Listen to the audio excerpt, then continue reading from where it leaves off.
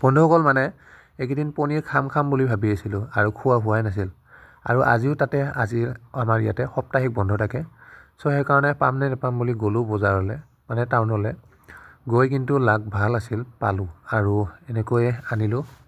পনীৰ অকণমান আনি পেলাই এনেকৈ টুকুৰিকৈ কাটি লৈছোঁ আৰু মানে কি মই কিছুমান বস্তু বনাই ভাল পাওঁ ঘৰত কিছুমান বস্তু আনিলে এনেকৈ অকণমান মানে হোটেলত যেনেকৈ বনায় তেনেকৈ টেষ্টি কৰি খাব মন যায় চ' সেইকাৰণে মই যিমান পাৰোঁ চেষ্টা কৰোঁ ভালকৈ বনাবৰ কাৰণে আৰু এনেকৈ কিছুমান বস্তু আনিলে মই নিজে বনাওঁ বন্ধুসকল এয়া প্ৰায় মোৰ কাটি হ'ব হৈ গ'ল কাৰণ এনেকৈ সৰুকৈ কাটা এইকাৰণে হয় যে আমি অকণমান এইটো ফ্ৰাই কৰি ল'ম এতিয়া ফ্ৰাই কৰি ল'লে যিটো মানে অকণমান কেঁচা গোন্ধ লিখীয়া থাকে সেই গোন্ধটো নাইকিয়া হৈ যায় ফ্ৰাই কৰি ল'লে চ' সেইকাৰণে এতিয়া কাটি হৈ গ'ল আৰু এইফালে মোৰ ৰেডি কৰি লৈছোঁ আপোনাৰ বিলাহী আছে যিটো গ্ৰেভি হ'ব গ্ৰেভি বিলাহীৰে হ'ব আৰু লগত আছে আলু মটৰখিনি অলৰেডি বইল দি থৈছোঁ আৰু হ'বগৈ এতিয়া আৰু এইফালে বিলাহীখিনি ধুনীয়াকৈ মই যোগাৰ কৰি লৈছোঁ কাটি মেলি আৰু ইয়াৰ লগতে আপোনাৰ এড হ'ব কেপচিকাম লৈ আহিছোঁ কেপচিকামো দি দিম সেইকাৰণে কৈছোঁ মই মানে হোটেলত যেনেকৈ বনায় তেনেকৈ বনাব চেষ্টা কৰিছোঁ আৰু চাওঁ এতিয়া কেনেকুৱা কি হয় শেষতহে গম পাম এনেকৈ গোটেইখিনি বিলাহী 4টামান কাটি ল'লোঁ বিলাহী কাটি লৈ আৰু এইফালে কেপচিকামটো ৰেডি কৰি লৈছোঁ কেপচিকামটো চফা কৰি লৈছোঁ ভিতৰত যিবিলাক গুটিখিনি পেলাই দিব গুটিখিনি বেছি থাকিলে মানে তিতাটো বেছিকৈ লাগে চ' চাওক ইয়াত বেছি গুটি নাই বাৰু হ'লেও ধুনীয়াকৈ ভিতৰৰ এইবিলাক চফা কৰি দিব অকল বাকলিখিনিহে দিব মই কিন্তু তেনেকৈ বনাওঁ আপোনালোকে যদি বেলেগকৈ বনায় আপোনালোকে কমেণ্ট কৰি জনাবচোন কেনেকৈ বনায় আৰু এইফালে মই কি কৰিছোঁ যিখিনি আদা নহৰু সেইখিনি ধুনীয়াকৈ ধুই লৈছোঁ কাৰণ মই এতিয়া যিখিনি বিলাহী আদা নহৰু এইটো মই গ্ৰাইণ্ডাৰত পিচিম আৰু তাৰ আগতে মই এইখিনি অকণমান কি কৰিম এতিয়া ফ্ৰাই কৰি ল'ম ফ্ৰাই কৰি ল'লে তাৰমানে কি যেতিয়া আমি আকৌ গ্ৰাইণ্ডাৰত পিছাৰ পিছত যেতিয়া বেছি সময় ফ্ৰাই নকৰোঁ মানে কি যিটো কেঁচা গোন্ধ সেইটো গোন্ধটো নাইকিয়া হৈ যায় অকণমান ফ্ৰাই কৰি ল'লে চ' এয়া তেল গৰম হৈ গ'ল আৰু এইফালে ৰেডি কৰি লৈছোঁ আপোনাৰ বিলাহী আদা নহৰু চাওক চ' মই তাৰমানে এনেকৈয়ে বনাওঁ কিছুমান ভিডিঅ' চাওঁ বাৰু এয়া চাওক দি দিলোঁ আদা নহৰু এয়া কিন্তু মই গোটাই দিছোঁ তাৰপিছত দি দিলোঁ বিলাহীখিনিও দি পেলাই ধুনীয়াকৈ ফ্ৰাই কৰি ল'ম ফ্ৰাই কৰি লোৱাৰ পিছতহে এইখিনি মই এতিয়া গ্ৰাইণ্ডাৰ মেচিনত পিচিম চ' এয়া আহি গ'ল আৰু অকণমান ভালকৈ আপোনালোকেও ফ্ৰাই কৰি ল'ব যদি আপোনালোকে এনেকৈ বনাব চেষ্টা কৰে কেতিয়াবা যদি এনেকুৱা ষ্টাইলত বনায় মোৰ বোধে মই ক'ম যে আপোনালোকক যিখিনি আপোনাৰ বিলাহী আদা নহৰু অকণমান ভালকৈ সিজাই ল'ব আৰু তাৰপিছত এয়া আহি গ'ল মোৰ গৰমে গ্ৰাইণ্ডাৰ মেচিনত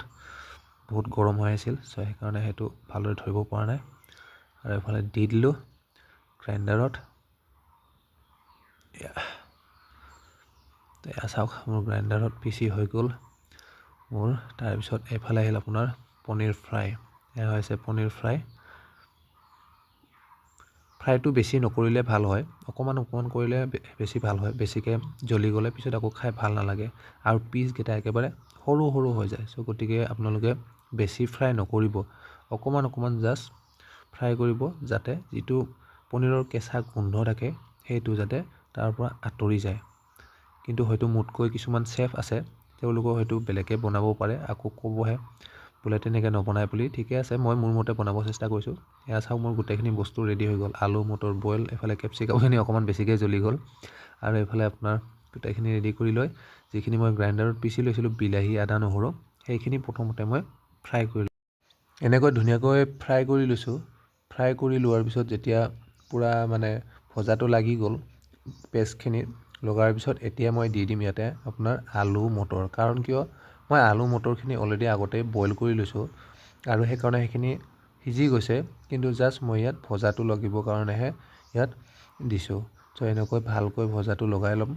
লগাই লোৱাৰ পিছতহে নেক্সট আমি পানী দিম আৰু মই গৰম পানী যোগাৰ কৰি লৈছোঁ গৰম পানী দিলে কি মানে উতলোতে সময় নালাগে আৰু বা যিটো মানে ঠাণ্ডা পানী ঢালি দিয়াৰ লগে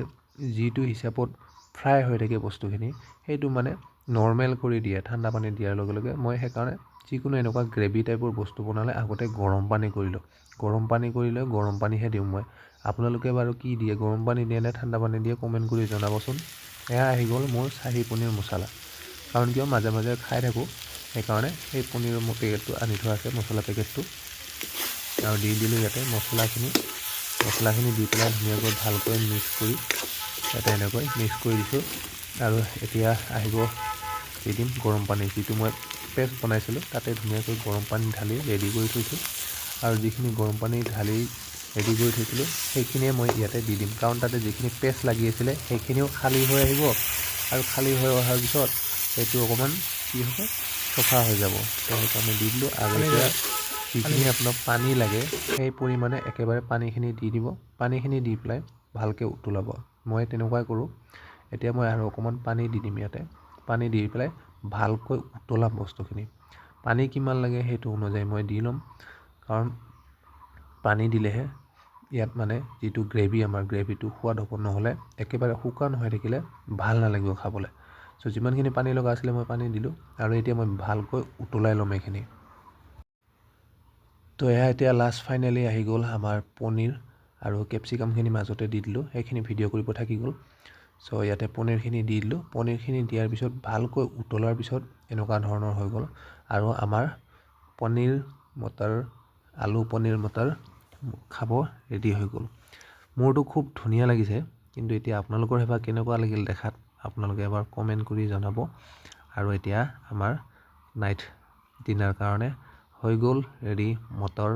পনীৰ আলু মটৰ পনীৰ মছলা ৱাও